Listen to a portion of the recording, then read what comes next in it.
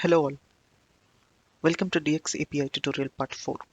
In this tutorial, we will be walking through the React application and we'll be exercising some APIs along with the screen UI flows. Before starting the tutorial, these two are the prerequisites that one has to follow. One is a Node.js installation, which is required to work with React applications, and second one is any code editor to work with the React scripts, basically the JS and the CSS files. Once we have this, these are the contents that we are going to discuss as part of this video. One is installing React app, and second one is starting the React app. Third one is a different folders and their purpose in the React application. Fourth one is a application screen walkthrough. We will be basically walking through the React application screen where we'll be creating a case and inquiring about a case assignments and etc. And the last one is a debugging React application. This involves how the data is incoming into the React application and once submit, how it is being submitted to the Pega application.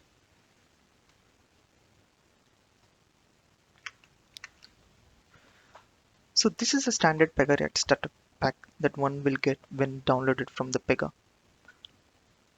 In this, I'm going to the React app. You will find a zip folder, and once you extract it, these are the contents that one can see.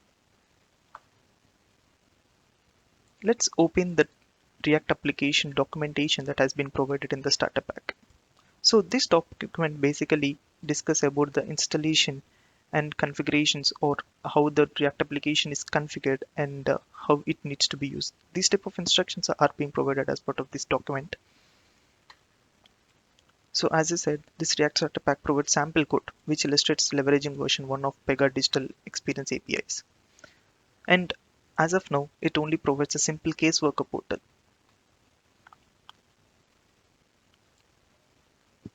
As said in the prerequisites as well, the Node.js and NPM are critical for installation, and NVM is an optional for now. And as you can see, if you don't find links for the npm download, you can copy the same link here and try to download the Node.js. Once we move on to that, the instructions now talks about the React application installation. So not only the Pega React application, basically any React application involves two steps. One is the installing the necessary directories or the necessary components that are required for a React application, and the second one is starting the React application. Let's see how to install the React application. Navigating back to the Pega React folder. Here, let me launch the command prompt and use command npm install. Basically, npm install is a command which automatically identifies the necessary components or the necessary files that are required for the current React application based on the package.json file. And what are the libraries that are involved, that are given as part of package.json file? Those will be downloaded by this command npm install.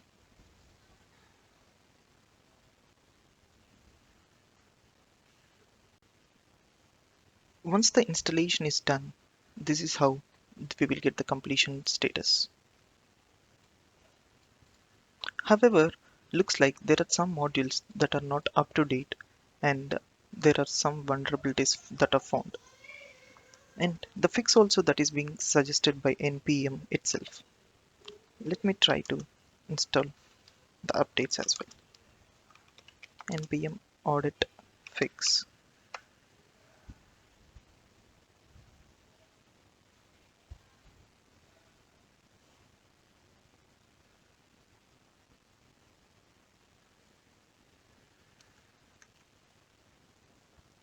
Once the installation is complete, now we'll move ahead starting the React application.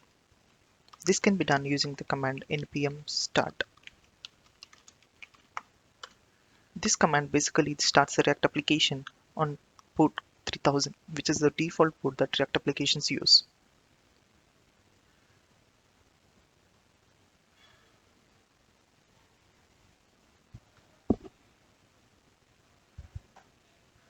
There you go. The React application has been started. But however, moving further requires some changes that needs to be done in the scripts. We'll walk through them. Once the installation is complete and we start the React application, there are some things that we need to know about how this application has been created.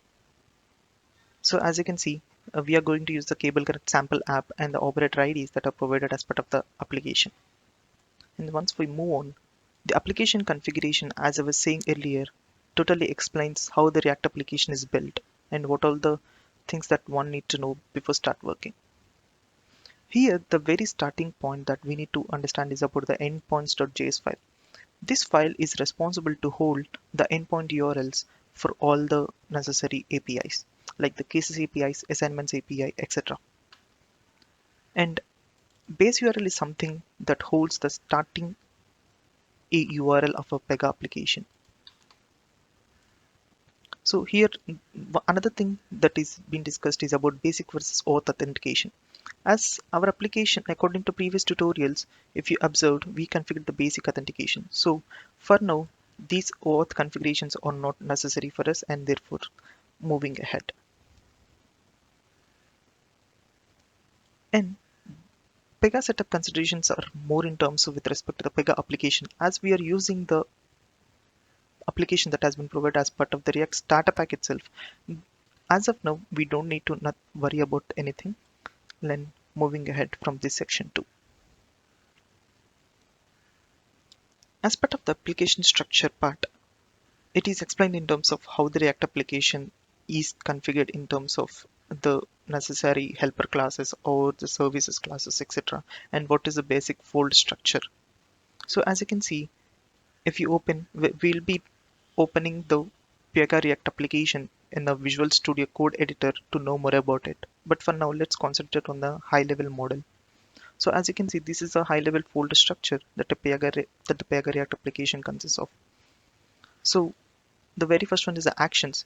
These actions contain the class, the JavaScripts or the classes that are used to dispatch actions via Redux. If you have experience with React, there is one concept called state management. State management is nothing but how the changes in the React application are maintained. So let's say there is a text input, and whenever the user changes anything, we have to maintain the state so that the changed value can be stored and can be passed to back to the Pega. So Redux is one of the mostly used framework which supports the state management.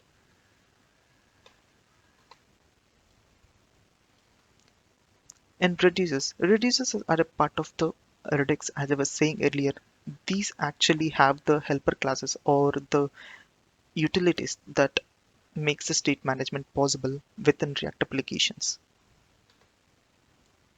Moving on to the next folder. The services folder contains the utility classes which are used to make HTTP requests to the Pega server, so that if we need any data page content, all such logic are placed under these folders. As you can see, in order to send HTTP requests, we are using the Axios library, which are famously known for promise-based request. A promise-based request is still an asynchronous request. Usually, in terms of whenever we deal with synchronous requests, when we hit an API, that request will actually wait for the response to uh, to get in return. But whereas in a promise-based requests are still asynchronous. That means once you hit the API, you won't be waiting for the response, but the response, whatever that you are expecting, is like a kind of a promise. We'll be having handlers, response handlers, so that where their job is to listen to the response for the sent request. Moving on to the next folder, Pegaform. Pegaform, this Pegaform JS file, it mostly deals with forming the UI, the interpretation of the user interface, or how the elements are captured or how the elements needs to be aligned based on the response.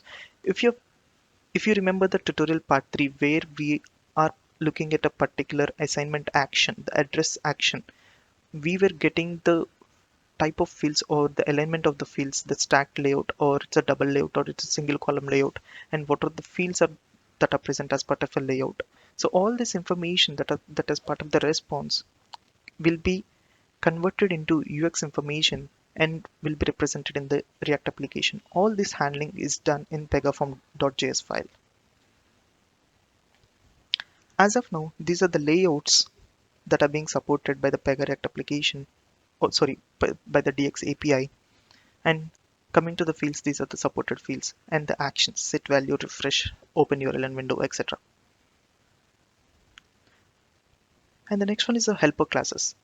These helper classes, as explained here, will translate the Pega's fully qualified property paths to a nested object structure. So whatever the property path that we get in the API response will be converted into a nested object structure and vice versa. And the last one is a components. This is an example of self-contained React component that has some specific Pega API specific logic. We will explore all this in the next 2 minutes. Till now, we have discussed about installing React app, starting the React app, and different folders and what is the purpose in a React application. Now we will go through the application screen walkthrough and let's see how the UI that a Pega React application is represented and how the APIs, the DX APIs are actually being used. As said, my choice of preference for dealing with whenever we have to work with the text files or the code files, my choice of preference would be Visual Studio Code Editor, as it provides a lot of feasibility or a lot of features that a developer wants. So as you can see, this is the same folder that where we executed the commands npm install or npm start. Under this folder, expanding the src, and under services, I'm opening the endpoints.js. As explained earlier, endpoints.js file is basically the place where we store all the URLs that are required for the API requests and responses. So as you can see here, the configuration includes the base URL and configuration related to OAuth, etc. And even if you look at the different kinds of APIs that I've shown in my earlier videos, like the authentication, the cases, assignments, etc., are also listed here.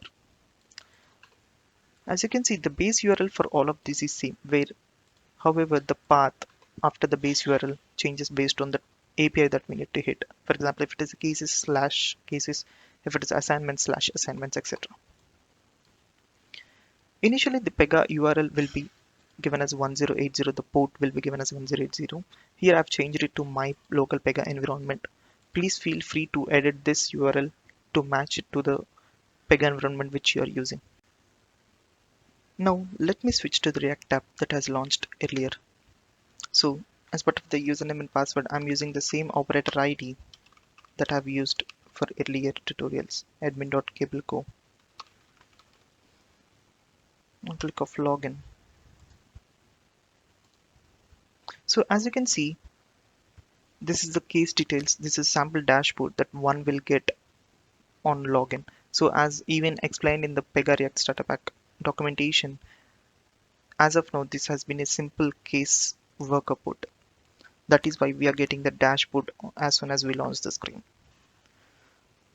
So this is a high level overview of the dashboard and the cases that are currently part of my work list, and we can see some few other elements on the UI. Let's explore all of this. So on the top left, we have a menu icon where all the service cases or all the case types that are available from my operator ID, which is nothing but the admin.cableco.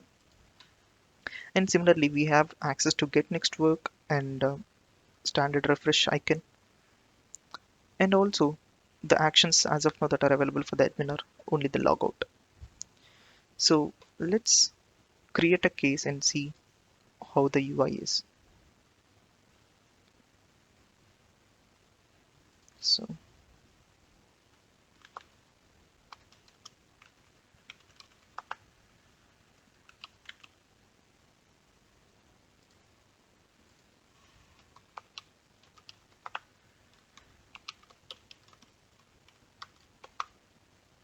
here I'm giving all the necessary details. While I'm filling the case details, one can observe it's a standard tab structure that caseworker portal as of now is configured with, and even these are nothing but the stages that the service case type has. And on the right side we have the case details last updated by and created by. Once this is done, we have standard submit, save and cancel buttons, which are also available in the standard Pega application. Once I click submit,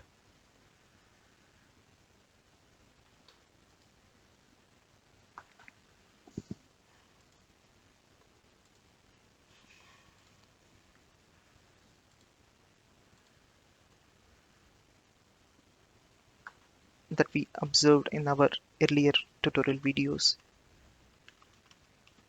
giving some dummy values here, etc. Now instead of submit, I'm clicking on save. And also one can observe the local actions that are available for this case: refresh, edit details or change stage. After this, I'm closing the work object. So as you can see, these are the cases that are present as part of my work list.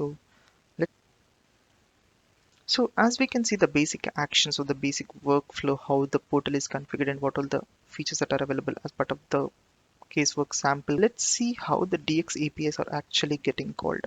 So for this, I'm going to use debugging tools that the Chrome by default gives us. Clicking on inspect element and going to network tab. Let me start creating a case. So once I click on create new cases, so these are the API network requests that has been passed from React application to Pega. So if you go through one by one, coming to this API is nothing but getting a list of cases that are available for the operator ID. As you can see, this is a base URL, and after this it is specified for the cases. And once this is done, this is the API get API that we will that basically inquires about a particular case by passing the ID. And moving on to the next one, this is with respect to the particular assignment. So if you remember, all these APIs are nothing but which we have seen in my tutorial part 3. We started with the cases API and later the assignment API, and moving on from the assignment API to the particular action. Out of many actions, a particular action of an assignment. So if you go through the same pattern, the very first one is on the cases, after that a particular assignment, and moving on to right now we are in the customer screen. So this is nothing but an action within an assignment. So if you click on that, so the API get API URL is something like the base URL, assignments, particular assignment ID, and actions, and the particular action. And if you go to the response, this is the same response that one can see in our earlier videos as well. Let me copy this and format this. So if you remember, this is the same API response that I was showing in my tutorial part 3, where the root layout is a view, which is nothing but called as section, and below that we'll have different type of layouts or fields.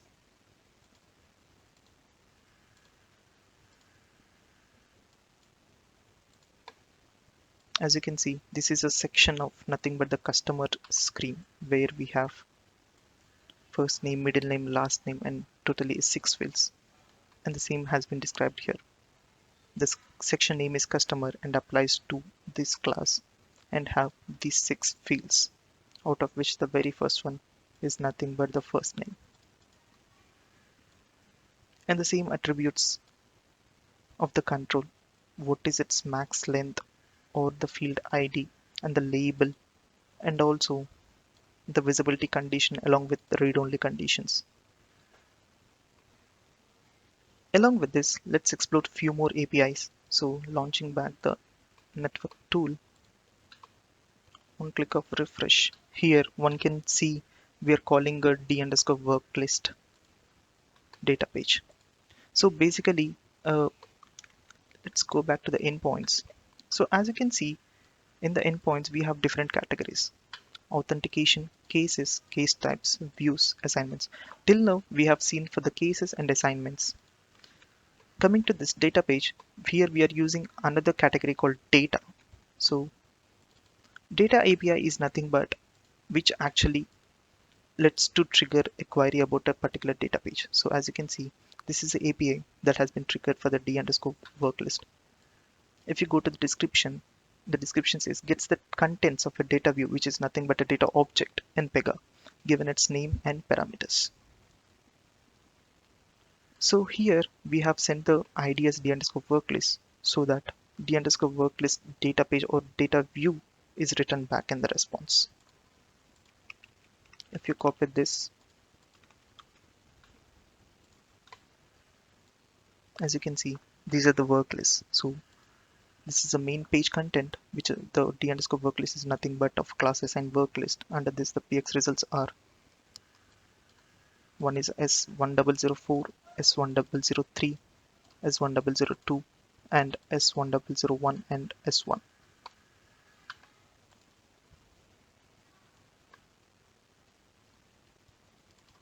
Till now, we have seen the categories of cases, assignments, and the data. What about the authentication? So let's see whenever the unique user is trying to log into the application, what API is getting called. So for this, I'm switching to the incognito and launching my React application URL.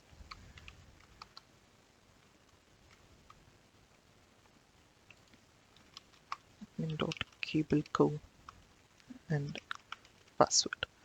Now, before hitting the login button, let's observe which API is getting called.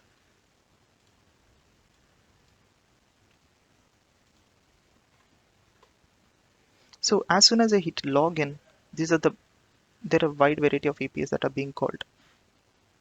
The very one starts with authentication. So if you observe this API is nothing but authenticate. And similarly, once the user has been authenticated, next we will be listing the key steps that are available for the user. Once that is done, in order to launch dashboard, we'll be inquiring about the D underscore work list, where we will be dealing with APIs that are related to data. And once that is done, in order to get another information about the operator ID, again we'll be hitting the data APIs.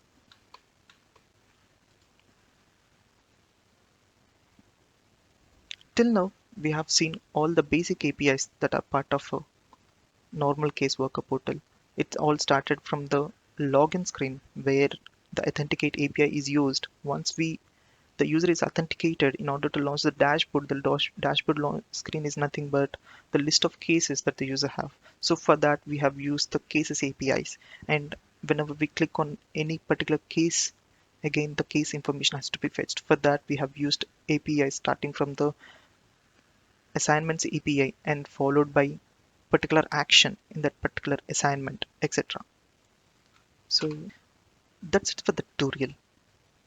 I hope all of you have learned something new about the DXAPI. As of now, the React Starter application only supports the DXAPI version 1 APIs.